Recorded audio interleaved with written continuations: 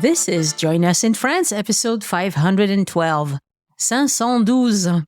Bonjour, I'm Annie Sargent, and Join Us in France is the podcast where we take a conversational journey through the beauty, culture, and flavors of France.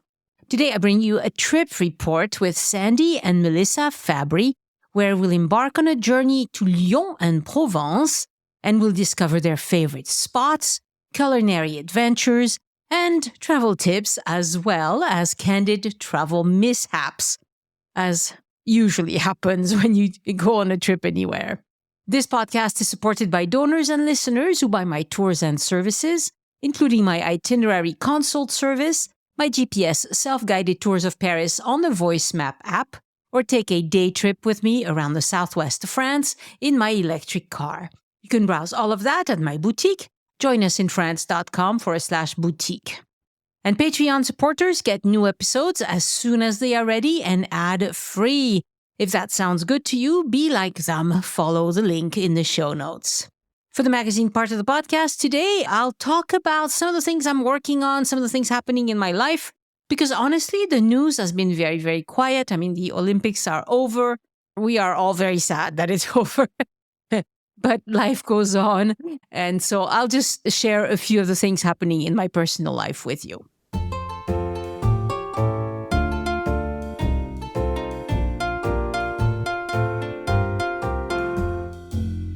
Bonjour, Sandy and Melissa, and welcome to Join Us in France. Bonjour, Annie. Bonjour, Annie. Wonderful to have you. Today, we're going to talk about your mother-daughter trip to Lyon. Let me see. Where all did you go? You went to Lyon. You went to Provence. You tell me. Clearly, I don't know anything. And at the very end, we went, our last day on the way back to the Lyon airport, we went to Les Chambon-sur-Ligny. Ah, Le Chambon-sur-Lignon. Very nice. Very nice. All right. So I'm not sure how to do this. Shall we just talk about your favorite things first? What inspired this trip? Do you guys do this? Do you take trips together? Yeah, we do every couple of years. So we've done New York a couple of times, and then we were in Paris in 2021 in the fall, and then wanted to see more of France. My mom has seen more of France, but she hadn't been to Lyon and hadn't been to the parts of Provence that we went to. So it was exciting to see new things for both of us. When did the trip take place? November of 2023. And it was just the two of you, right? Yes. How did you get around? Everything. Airplane to Lyon, train a bit, metro a bit, bus once. And then the last 3 days we rented a car. Oh, yeah, that's right. I saw that you rented an electric car. So we'll mention that at some point. We don't have to get into that right away, but that would be interesting because a lot of visitors would like to rent electric cars. And obviously, I'm a fan, but I'm not sure if it's easy for visitors to get the charge to start. That's the problem typically. At any rate, okay, so what were your favorites on this trip? Perhaps, Melissa, you could tell us first what your favorites were.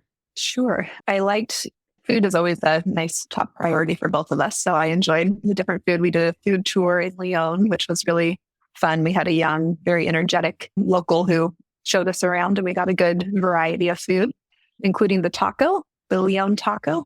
Actually, it was TACOS, tacos. Oh, yes, tacos. Yeah, it's always tacos right. in French. Yes. But is it like a hot pocket with lots of cheese and meat in it? And... Yes. Okay, yes. so it was a regular French tacos. Yes, we hadn't heard of it before. Yes. And coming from the West Coast, we thought it was like a taco. Yeah, no. It's not a taco at all, as a matter of fact. No, but very good, of course. Of course. My husband likes these things. I can't eat them. I think it's just like, I mean, I like to be full, but not like that. A little goes a long way. I don't think anyone finished theirs. Yes. Yeah, and I just enjoy seeing different architecture and just walking around and stopping for a coffee and watching people go by. Every place was beautiful. So what sort of food tour was this? Was it the sort of food tour where you go to the market first thing in the morning and you eat as you go along? How did it work? This was street food and street art. So it was a nice mix of different cuisines as well as a lot of street art that's in Lyon. What do you think, Sandy? Did you enjoy street art as well? No, I didn't like the street art in the beginning at all.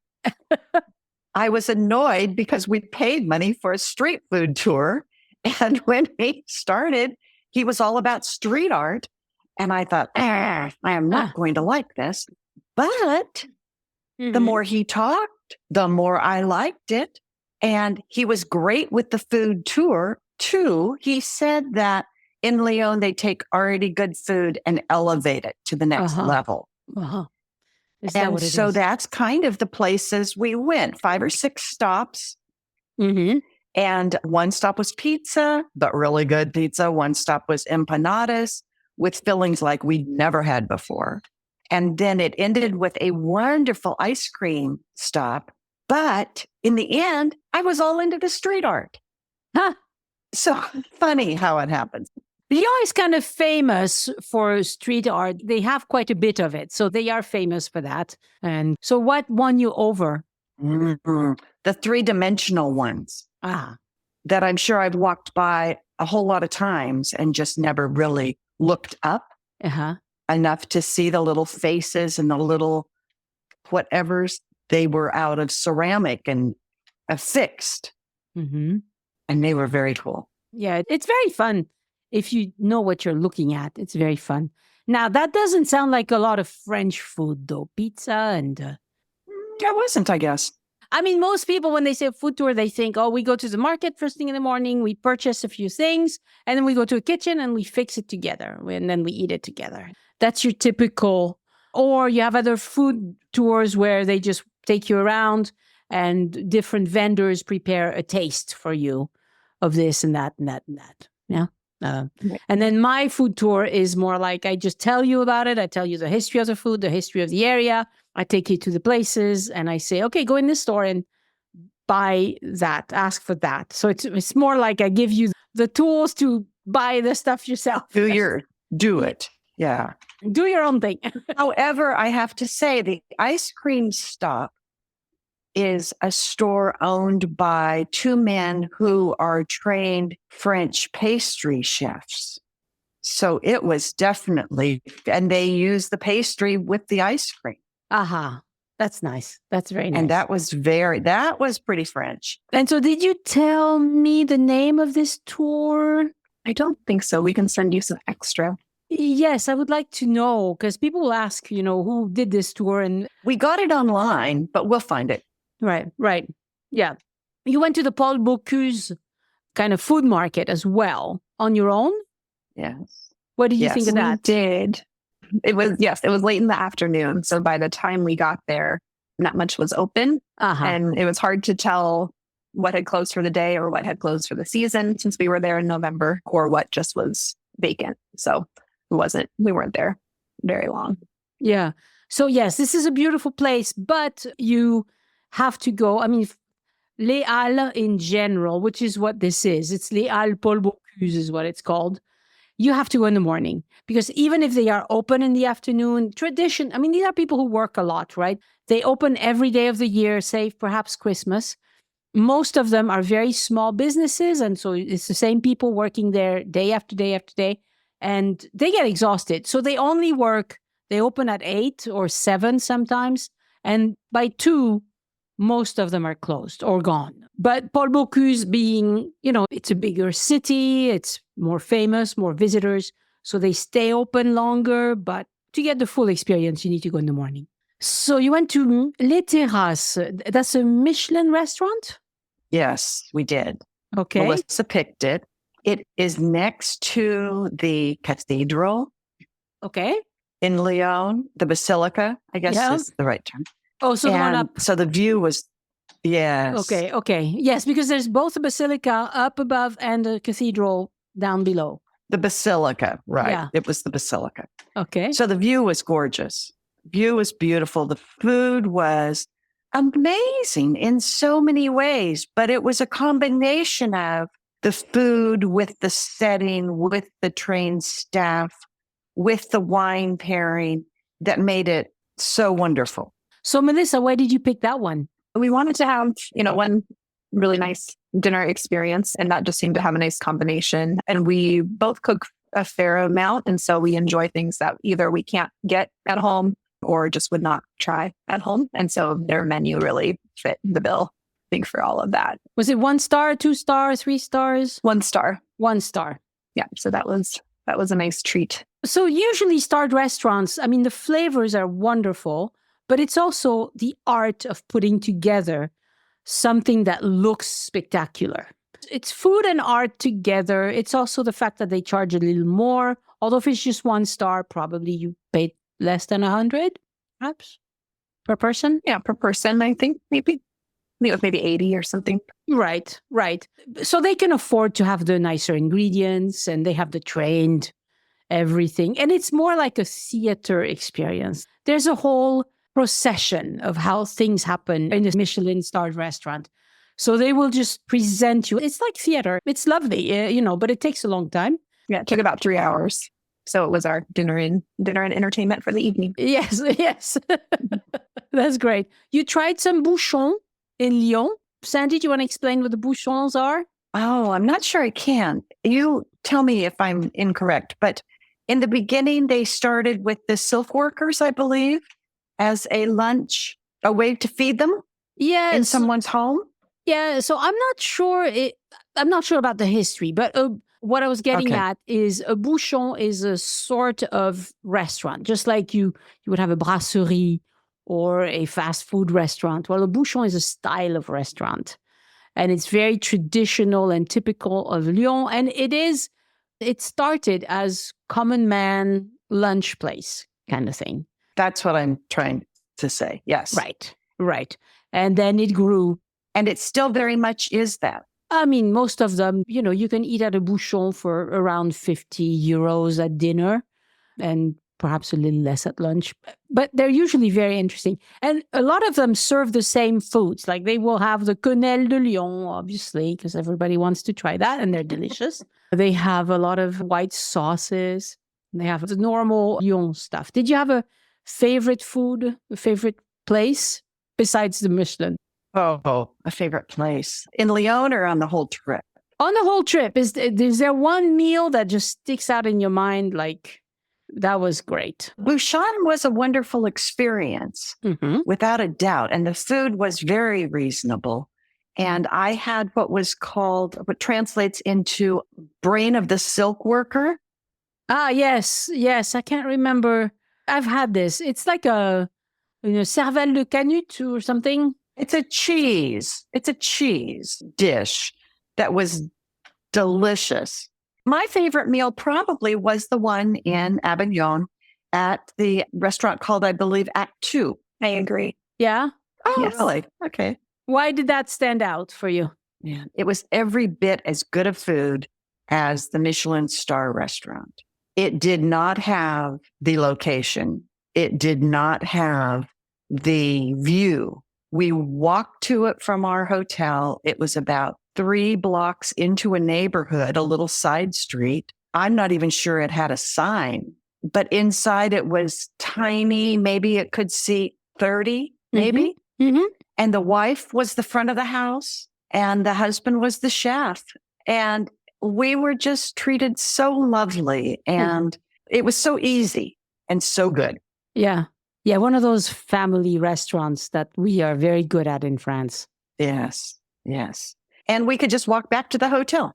Oh, I think it's a fairly new restaurant. Our hotel told us about it, but they already had it really well organized and run. And we always appreciate too, this France so well does, uses what is local and what is available and uses everything of, the chicken or whatever. And so it's always neat to try different preparations of things. And Mom, I think you really enjoyed the quince. Aha, quince, yes.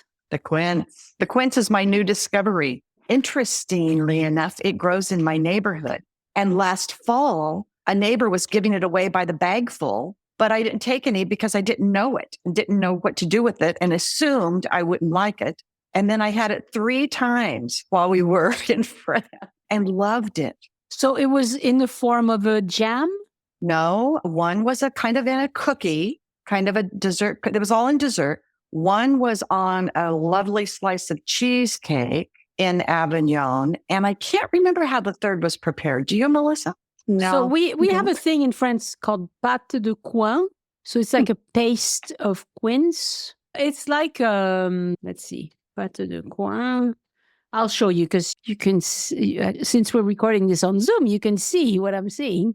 Yes. This, like that? Oh, yes. Yes. You can make slices of this, or like here, you can make cute little shapes with it, and you can serve it with cheese or with cheesecake, or, it's like something that enhances the flavor. It has this really distinctive flavor to it. It's very nice. It is very nice. And now I can't wait for this fall so I can go back to that neighbor and hopefully she'll give me quits. And you'll try and cook them. That's great. And I'll cook them. Yes. Yeah, that's fantastic. So that restaurant you really liked was Acte Deux restaurant. You liked the Papal Palace as well. Maybe Melissa, tell us why. Because some people love it and some people don't. I don't understand why that is so, like, what did you think, Melissa? Sure. The grandeur of it obviously is very impressive. And I don't know how relatively new it is now, but they do kind of a virtual reality tour through it. And you go at your own pace and it just shows you kind of how it maybe looked when it was decorated, which was interesting. And then you can go up on the roof and so you get a beautiful view of Avignon. And we went late in the day, which I think helped with it not being so crowded because there are some tight spaces in there. But then I think probably what helped us both really enjoy it was the art exhibit that was in there at the time was quite impressive too. It was this woman who did some tapestry work, but then also did sculptures out of stacked cardboard. And it was fascinating. 10, 15 feet high. Oh, pretty impressive. I'm sure it's gone now. It was just temporary, but so it's neat to see that they're using it for art space as well, because there's certainly huge rooms that they can fill. That's wonderful. Yeah, I'd never heard of this person. That sounds good. These sculptures were big enough that you could walk through. Oh, wow. And unless you were very close to them, you would have no idea they were cardboard. They were all cardboard color, but you still wouldn't have thought that they were like corrugated cardboard stacked on top of each other and glued together. And Melissa's right. She started, I think, with tapestries, and they were gorgeous, and they would fill a wall in that building. Mm-hmm. One tapestry. They were beautiful and modern, not so much as the more traditional looking tapestries. These were very modern looking, very nature focused. And then you kept walking through more rooms, and then there started being all of these cardboard sculptures that were like buildings in themselves. So it was really a treat. And she's right. That is what I think made it so memorable. Uh-huh. The combination of where you were and what you saw.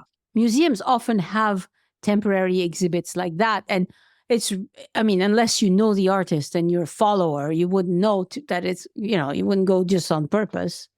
Locals do, but if you're just visiting, well, whatever's there that month, you will enjoy. And there's enough of these kind of happy surprises that, it makes the trip even better, I guess. Yes, you can't plan everything. It sometimes ends up being the memory too. The happy surprises. Exactly. So you went to both Arles and Nîmes. Can you compare them, like the feel of the towns? They're both Roman towns, but yes, compare, please. There's a larger story involved, but I'd say just face value of the towns. Nîmes was like sparkly, very clean, looked like everything had kind of been polished. And then I think the amphitheater, the Colosseum had recently been finished as far as it was completely cleaned. So that was nice to see. And the other monument, I'm forgetting now. The temple in Nîmes. Thank you. Yes. The temple had recently been cleaned too. So that's the impression I had, that Nîmes was just very bright and sparkly, and the marble flooring, everything. And then Arles, felt more small town, kind of more original as far as little shops and things, I guess. And Nîmes felt a little bit more commercial, like bigger luxury stores maybe, and kind of that main hub. But we didn't get a ton of daylight in Arles by the time we got there. This was our train snafu day. So we didn't get to see as much of Arles in the daylight as we had hoped. Do tell about the train snafu. I want to hear. So we had it on, we bookended it for the day. Both ways were a little snafu. We took the train from Avignon and we were there on time and just waited for the train to come, and it never came to our knowledge. We didn't see it pop up on the board at all. And then it was gone. So we, went and got coffee and waited for the next one type deal. And then we saw when we came again, there was a train waiting on a further train track that I maybe assumed was ours. And we just didn't realize they didn't all pull through to the main portion. That's the only thing I can think of. It never said, track 1B or, indicating that it was a little further. But that's the only thing we can think of, because then it said later that it did go. But you didn't see it on the boards, that train number never appeared? No. And again, maybe there was something that they announced that it wasn't showing up, but it wasn't on the board, but it was here. That's our lack of French. So maybe there was something there that we didn't catch. Was that your first time using the train? No, we both used the train in multiple countries. That was the first time in Avignon, though. Yes, it was the first time in Avignon. Yeah. So we just waited, I think, an hour and a half for the next one. So we were a little delayed in our schedule. And then coming back, so we went to Nîmes first and then went to Arles. And then for Arles, we were taking the last train back because we stayed and had dinner there. And then that train just kept getting delayed and delayed and delayed. There was some work in Marseille, I think, on the train tracks. And then it was canceled, and last train of the day.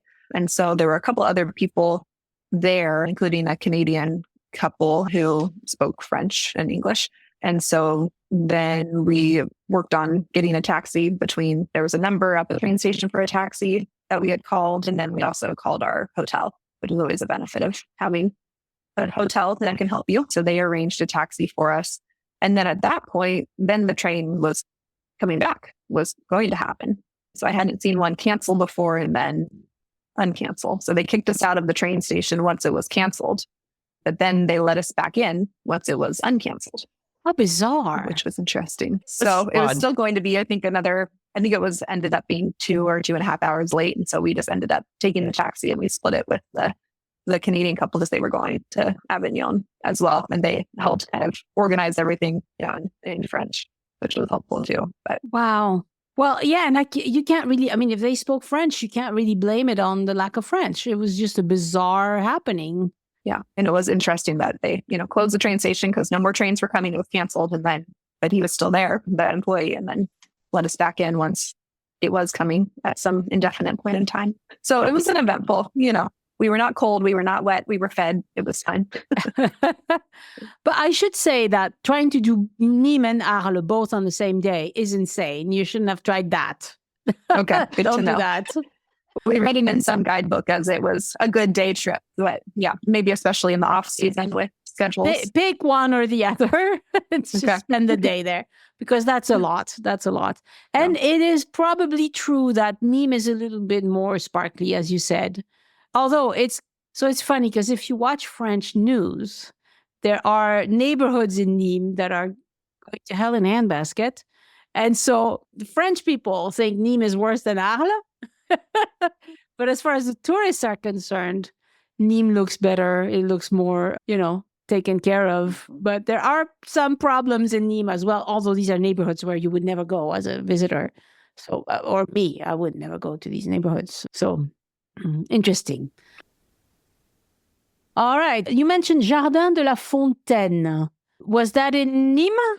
Yes, that was in Nîmes. I enjoy going to city parks and town parks. And so we walked over there, and that whole, everywhere we walked was well maintained. And so we walked in there and then walked up to, there's a Roman fortress maybe up at the top that we walked up to. And there was a bunch of men playing pool.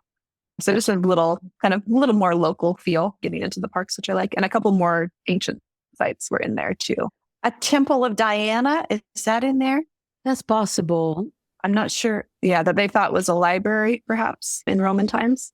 So they're all just things you can walk right up to. There's no line or queue. I've never been really a tourist in Nîmes because I have cousins in Nîmes. And so I just go visit them. I visited the temple. I visited the arena, but I haven't spent much time visiting Nîmes. I should go back and spend some serious time there. It was a city I thought I would like to go back to. Uh-huh. I thought I could spend more time in that area for sure. And Arles, the one thing with Arles is there was a lot of road construction. And because we were getting there later in the day, it was also getting a little bit darker. And the road construction made it a little bit harder to walk from the train station into town. On the way back, we stopped in a wine bar, some local wine bar that they were very gracious to us. It wasn't really a wine bar. It was really like a bottle shop, wasn't it, Melissa? And they were great to us. And there was this little boy who just attached himself to us. And when we would separate from each other, he'd ask the other person for money. Oh, how young was this We knew boy? enough French for that. 8 or 10. How strange. You found the strangest people in Arles and Nîmes. We like it. We like it, but we're comfortable. If we weren't comfortable traveling like that, those things would make me very uncomfortable. The late train canceled, taking a taxi back to a town in the dark, those things would make me uncomfortable. But because I didn't start traveling at this age, I've been doing it for a while. It's just part of the experience. Yeah, you take it in stride, which is great. That is definitely great. So you went to Uzès on Market Day and the Pont du Gard. So I want to hear about that because that's a day trip that I recommend. Like go to Uzès, go to the Pont du Gard. If it's Market Day, go to Uzès first and then the Pont du Gard. You could take a hike in the afternoon or swim or something if you would like. So do tell about that. My turn? Good. Your turn, Sandy. Okay. Your turn. Okay, let's see. By then we had the car. So that was the first day with the car, I think. No, I guess it was the second day. But anyway, we did start with the market. It was Saturday. And we did start with the market. And we had a great time there at the market, as well as in a food store between where we parked the car and the market. We found a local food store with a man who couldn't have been more helpful to us and even put back some things that I had picked up and said to me, no, you don't want that. And put it back on the shelf and gave me something else. And it was just a delightful experience. We bought local honey. We bought, help me, Melissa. We bought enough for lunch. We bought some champignons and some bread and cheese so we could go to the Pont du Gard and have lunch. And so we did that. Then we drove on, and that's just such a lovely, lovely setting at the Pont du Gard. It was beautiful, and there were no people there. That's the love of traveling this time of the year. There were no crowds. We walked all around, took some great photos, just kind of had a really relaxing day, because once you get in the car, there's a little less relaxing to be done. If you're the driver, and you're supposed to know where you're going, it's just a little less relaxing. Yeah. But the Pont du Gard provided that. And I'm so glad we went. You could also go there by train, I guess, because we had passed on the same tracks. There was a Pont du Gard station. No, Melissa, am I wrong? It's close, but I think you still have to then take a taxi or something quite a ways. Oh, maybe so. I think the closest stop. Okay.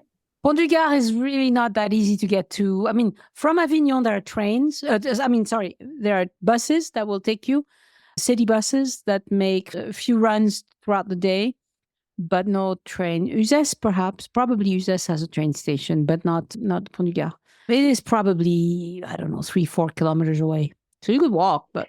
It was there on that day, I think, that we ran into the herd of goats. That was interesting. Why? French goats are different than American goats? They were on the road coming toward us, like 200 of them. We don't see the parade of goats very often. Yes, that's true. That, animals, goats, cows, horses, they prefer to walk on roads than in the mud. So if they have a choice, they'll come on the road. They were being guided by female, I will call them shepherds. Yeah. But the interesting thing was that Melissa was following Google Maps and I was driving. And she said, Mom, I don't know what this means, but it says we have traffic up ahead. And we were on a small French 2-lane road. Yeah. And I thought, there is no traffic up ahead. And she said, well, maybe it'll be a track. I thought, maybe, I don't know. And then all of a sudden, there they were. The goats. And they were the track. Yeah, the goats. Goats creating a traffic jam in France. And it was quite interesting. It got picked up on Google Maps. It was enough of a cycle, I guess, is how they do it. Yeah. So tell me about this electric car. Was it your intention to rent an electric car or not? Yes. Go ahead, Melissa. We both have electric cars at home, so that helped with our comfort level. And yeah, we just figured, they might as well check it out and see how it is accessibility wise. I think we lucked out with where we rented the rental car. The employee was very helpful, made sure we kind of knew what we were doing, how to make some of the functions work. What car did they give you? The electric, goodness, sorry, butcher the name, the Renault. The Renault? No, it was not the Renault. Oh, is that? Oh. It was one I hadn't heard of. I thought it began with an M. I think that's what we were supposed to get, but it was the Renault. I'm pretty sure it's the kind of diamond symbol. Yes. So it was probably a Renault Mégane, electric Mégane. Or perhaps it was a Zoe. Was it a very small car? No, it was an SUV. Okay, then a Mégane probably. Did they give you a card for your recharges, or were you like, oh, use your credit cards? They used a card that we could use for certain chargers, but they weren't really in the areas we were going. So we charged the hotel that we stayed in last had a charger, which we didn't plan on, but that was good. And then we charged one other time off a freeway exit, the freeway rest stop. Yeah, the rest stop. So they had fast chargers there. So that was very easy. And those worked with your credit card or with the card that the company gave you? Credit card. With a credit card. Okay, good. So I think eventually we're going to get to the point where all these highway kind of rest stop chargers will take credit cards. And then that's it. That's all you need. Once they take credit cards, it's easy. For now, we still have some that do, most that don't. And I found that the Avignon area, where I also went with my electric car, they didn't have that many chargers compared to the rest of France. They need to catch up because the rest of France has way more, like grocery stores. I see you went to Lyon-sur-la-Sorgue. Their grocery stores don't have car chargers. How is that possible? Like, come on. Come on. All the other grocery stores in France have them. Why not there? And I told them, I said, this is ridiculous. Get me a car charger in that parking lot. Because it's perfect. Like, they're fast chargers. If they're 50K or better, then, if you shop for an hour, that's it. Your car's full, Yep. So anyway, but you found it okay to have an electric car in France. It wasn't a struggle. I don't think so. You just have to spend a little bit more time looking, kind of planning your route or, knowing how much charge you had left. But I wouldn't say it didn't stop us from doing anything, certainly. Right. And it helps that you know the difference between a fast charger and a slow charger and a medium charger and all of that, because most people don't understand this. And so they're like, what? It would not be the time to start having an electric car. Right. For me, because we already had the experiences. Yes. And because one of us doesn't drive a stick shift. That was another reason we got an electric car. That is me. Yes, that helped. And we didn't have to worry about that part. But her parents didn't teach her how to drive a stick shift. Why would you? But anymore in France, most French people buy automatics as well. It's not that common to rent a manual only anyway. So, it happens, but it's not everywhere. Mm-hmm. So what electric cars do you drive at home? I'm curious. What do you drive, Melissa? Volkswagen. Both of you? We have the same car. And is the ID... The ID4. The ID4. Okay. Yes. Excellent cars. Yes. We're happy with that car. A little plug. Yeah. Yes. We are happy with it. And I got it 6 months after she got it. When they were going to do it, I thought, this is the time for me to convert to electric. I have private tutors. Yeah. Perfect. And so they are 6 months ahead of us. And it's been great. I've had mine for a year now. She's had hers for 18 months. Yeah, we're happy. Once you understand how it works, honestly, it's really easy. And in France, we have chargers everywhere. I'm going to Bordeaux on Saturday in a couple of days. And I didn't even check, and then I thought, you should check because I get a big discount on Ionity chargers. So I'm like, I need to, because sometimes on the freeway, they put a sign that says there's car chargers here, but they don't tell you which brand. And so if you have a discount on Ionity, you want to stop at the Ionity, why not? I checked it, but only so I could get the brand where I get the discount. All right. So you also went, we need to hurry up, but you also went to L'Île-sur-la-Sorgue, Égalier. What is that? A little village. Yeah, it's a little village very close to Les in Provence. Aha, that okay. the hotel suggested we go because it was on the road to something else we were going to. The young woman at the desk said, "Oh, I think this is such a nice little village. You might want to just drive through there." We did. And it was lovely. It was, I think, a Sunday afternoon, and everybody was out. And there was a park for some sport, maybe pétanque. Could be. I think it was. It was. People were playing by timer. They were calling people up. So it was like an organized, reserved park for that. Oh, they had a competition of some sort. Yes, they were using the loudspeaker, calling people up. At least I think that's what they were doing. You know, with such limited French, sometimes I just make things up. But that was great. And you say it so differently. Île de la Sorgue. L'île sur la Sorgue was a beautiful town. And we, again, market day. And Sunday. We bought ourselves scarves, and we bought more local. We bought spiced nuts there from a man. We just tasted our way through and came home with lots of local food from Provence, which was great fun.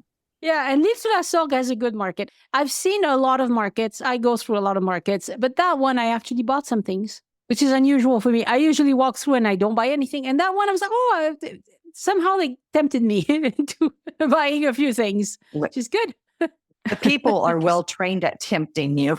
Yes. And so you wrote Carrefour Lumière, but I think you meant Les Carrières de Lumière. Is that the place where they project the light and sound show? Okay, talk to me about this, because that's really one not to be missed in this area. Oh, first of all, it's in a stone quarry that is huge. So it's like projecting it in something bigger than the Papal Palace, which is quite big. The one we saw was Vermeer to Van Gogh. Yeah, they do different shows every year or every few months. Yeah. And we have similar but lesser things in the United States now, but for twice the price. Right. So I went to one in Salt Lake that was supposed to be the same. It sucked. I'm sorry. I'm just sorry, because they do it in these like hangars where the light, it's not dim enough. It's not dark enough. It's all wrong. Compared to Les Carrières de Lumière, it's just wrong. Carrières de Lumière is what started this, and it's gorgeous because it's, like you said, it's a quarry. They've excavated a lot of stone, and they have these nice flat walls with these pillars, and you can walk through. And as the show is going, you walk around, and it's just awe-inspiring. Yeah, if you're going to do it somewhere, do it there, because the others are like, oh, no. You know, family members who had never seen it in France were like, oh, what are you complaining about? It was fine. I'm like, yes, it's fine, but it's not great. It's, by comparison, it's like, well. That's right. No, we had seen a couple of other things, but this definitely was just breathtaking and amazing. Yeah. And then there was a second show of a modern artist that I don't remember the name of. And it was equally as good. And we were probably in there for an hour. Uh-huh. But then again, we were in there with maybe 25 or 30 people total. So we had the full experience. Right. But even if there's a lot of people, because in that room, there's actually places where you can sit down, because depending on how they cut the stone, you might have things that are behind level. And of course, you'll come out with your pants all white. That's fine. That was okay. I was so glad we didn't miss that, because that was one of the last things we did. And we knew we just had to it was going to be a long day and we had to squeeze it in, but we were so close to it. And I just really wanted to do it. And I think we were really glad we did. It was one of the highlights for sure. I think it's great that you travel as a mother-daughter, family thing, because I'm sure perhaps Melissa, you have a significant other, or you, Sandy, but you go with just the two of you. Why do you choose that? Go ahead, Melissa. I'm trying to remember. I think you suggested it one time and it was like, why not? But it is really nice because we make our kind of top 3 of each location of what she really wants to see and what I really want to see. And sometimes they match up and sometimes they don't, but then you're getting to see things you wouldn't have gone to without the other. And rarely is anything disappointing. Rarely do I think, oh, I wish we didn't spend time on that. So it's enriching in that way too. That's different when we travel with our spouses. I think the two of us tend to want to do more of the same things than either one of our spouses might want to do with each other, and so that works out well for us. But the other thing is that we have our private time. Melissa finds rooms now with family units. And what that means is one of us is behind a door, a closed door with a bed, and the other one has the other part. And, that makes all the difference on earth, because as much as we love each other and as much as we like the same things, the truth is, this was a 10-day trip. 10 days in close quarters with the same person is a lot. Yes. And so it's good that we can go in at night, say goodnight, close the door, right, and have time to yourself, hours of private time. And I think that's what makes it work long term. We go home happy. We don't go home sick of each other. And we do it again in a couple of years. That's wonderful. I think that's great that you do that, because, life being what it is, and seize the day, That's right. Is the reality. And do it as many times as you can. Does France make that fairly easy? Do you actually enjoy coming to France, or do you just do that because it's familiar? I don't know. I think Melissa makes it easy. I think going to any foreign country when you don't speak the language is an added level of difficulty. But we've done it enough. We do enough research. And France is just an amazing country, Annie. France is unlike any other country for, I think, so many different opportunities you can have in France. We might branch out. Like, we didn't go to Paris this time at all. And last time we only went to Paris. So, we are branching out. I think maybe the very south on the Mediterranean might be the next area. So Collioure, Perpignan, that kind of almost Spain. Yeah, we have not done that. Yes. It's much cheaper. It's much cheaper. If you go down the coast after Montpellier, you head down the coast. It's usually accommodations are cheaper. Toward the west? Heading south. So Montpellier is kind of at the same level, more or less, as Nice. But then as you head south towards Spain, that coast is usually cheaper. It's also beautiful, but in a very different way. It's its own thing. All right, ladies, thank you so much for talking to me. I had a great time learning about your experiences. And it sounds like even not speaking French, you did just fine. Merci, Annie. It was a great time. Merci beaucoup, and happy travels to everybody. Merci. Au revoir. Au revoir.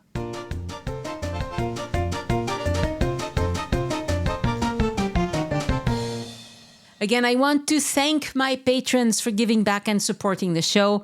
Patreon supporters get new episodes as soon as they are ready and ad-free. You can be like them. Follow the link in the show notes. And patrons get lots of exclusive rewards as well. You can see them at patreon.com/join us. Patreon, join us, no spaces or dashes. A special shout out this week to our new Join Us in France champions, Dancy Ruiz, Antoinette Lucente, and Sandra Collins. And to all my current patrons, it's wonderful to have you on board in the community of travel enthusiasts and Francophiles who keep this podcast going. And to support Elise, go to patreon.com/Elise Art. This week, I published the dates for our monthly Zoom meeting with patrons that people who support the Accro du podcast and higher get. It's always fun to take to my patrons. And this month, we're going to do a Paris quiz, a Paris game together. It'll be fun. I want to read some reviews of my tours about the Eiffel Tower tour. Nice way to prepare us for the Eiffel Tower ascent in a relaxed way that helped us skip the lines. Good recommendations for the restaurants inside of the museum. Yeah, this tour is short, but it does give a lot of good recommendations on where to eat around the tower and also how to not be stuck in lines for hours and hours and hours.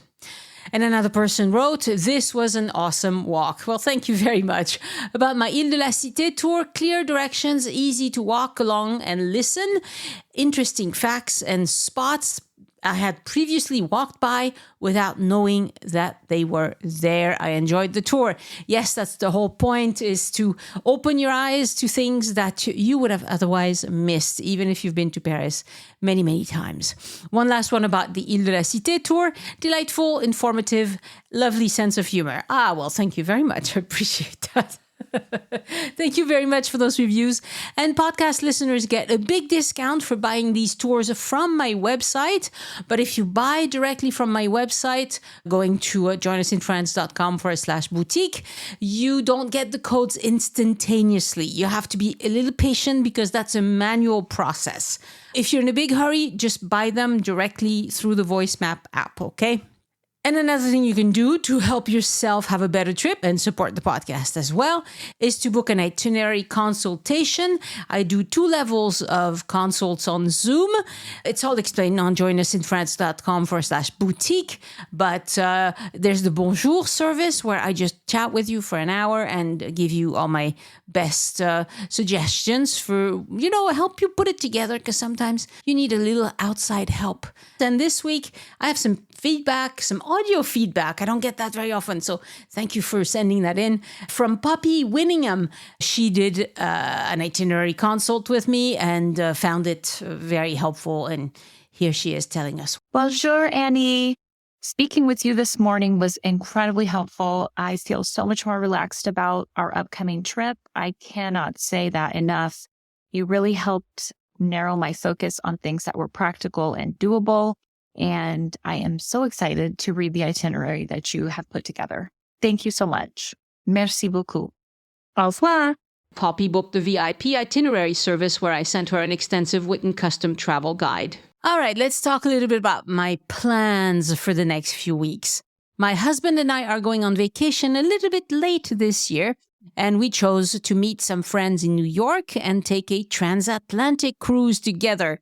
Now, I don't go on very many cruises. I've only gone on 3 or 4, but I really enjoy cruising. It's, it's so relaxing. There's nothing that you have to do. There's plenty that you could do, but nothing that you have to do. And that is just really, really relaxing. The Norwegian cruise ship will take us to various ports and drop us off in Barcelona. So we'll spend some time in New York before the cruise, then take the ship across the Atlantic and stop in various places. Halifax, I've never been to Halifax. We'll go to the Azores, where I've never been either. Several stops in Spain, Motil, which is by the Alhambra. I can't remember what else. Anyway, we end in Barcelona. And so we'll also go to my apartment in Vilanova i la Geltrú for a few days after the cruise. So I won't do any itinerary consultations during that month because I'll have internet access. I'll try and, I'll talk to my patrons and things like that, but I'm not going to be doing a lot of work. So if you're thinking of booking an itinerary, don't put it off too much. The good news is that I will continue to publish a new episode every Sunday at 6 p.m. Paris time. And I have a lot of episodes in the can. I think I'm all recorded till January at this point, but I'm always looking for good guests to come on the podcast. So if you would like to talk to me about a trip you had, reach out to me, Annie@joinusinfrance.com. And recently I've been on a kick listening to classic science fiction books. I've talked about this. I've listened to a lot of Jules Verne because, we went to the north of France where he spent a lot of time, and that kind of sparked the interest. And I just really love his books, and they are written in a bit of an old style. And, you have to put up with, nowadays they wouldn't write like that anymore. But it's very well done, and the stories are fantastic. So the last one I listened to is Mysterious Island. It sounds a lot like, like Castaways, like people on an island, deserted island, or is it, It's like the TV show Lost, except not quite as crazy as Lost. Anyway, lovely book, and the end is exciting. I'm not going to spoil it, but it's really exciting. And the other book that I've really, really enjoyed is The Planet of the Apes by Pierre Boulle. Now, Planet of the Apes, I had just watched the movie. I had never read the book, and I didn't realize that the author was a French guy. He said he liked a quiet life and crazy stories going on in his head. And that's exactly what he did. Really, really good. Now, not quite the same as the movie. The movie takes a different turn. The book is really, I think, the main theme of the book is cry against animal experimentation. But it's extremely well done. And that one is not difficult to read. It's really pretty simple, pretty straightforward writing, very easy to enjoy. If you like to listen to books, Audible, or read books, perhaps you still sit and read a book. Although I think podcast people listen to books, I would assume. Those books are fantastic, and I really cannot recommend Planet of the Apes enough. One of these days, we'll have to do an episode, a biography about him, because he had an interesting life. And he also wrote Bridge Over the River Kwai that I didn't read either. So I got some reading to do. My thanks to podcast editors Anne and Christian Codovan, who produced the transcripts. Next week on the podcast, an episode with Elise about the postman who built a palace. The story of the Palais Idéal. Huh. Have you ever heard of this guy? Well, he was a postman and he built himself a palace over his lifetime. Incredible story. And you can visit it too. So I really enjoyed recording this with Elise. And remember, patrons get an ad-free version of this episode. Click on the link in the show notes to be like them. Thank you so much for listening, and I hope you join me next time so we can look around France together. Au revoir. The Join Us in France Travel podcast is written, hosted, and produced by Annie Sargent and copyright 2024 by Addicted to France. It is released under a Creative Commons Attribution, Non-Commercial, No Derivatives license.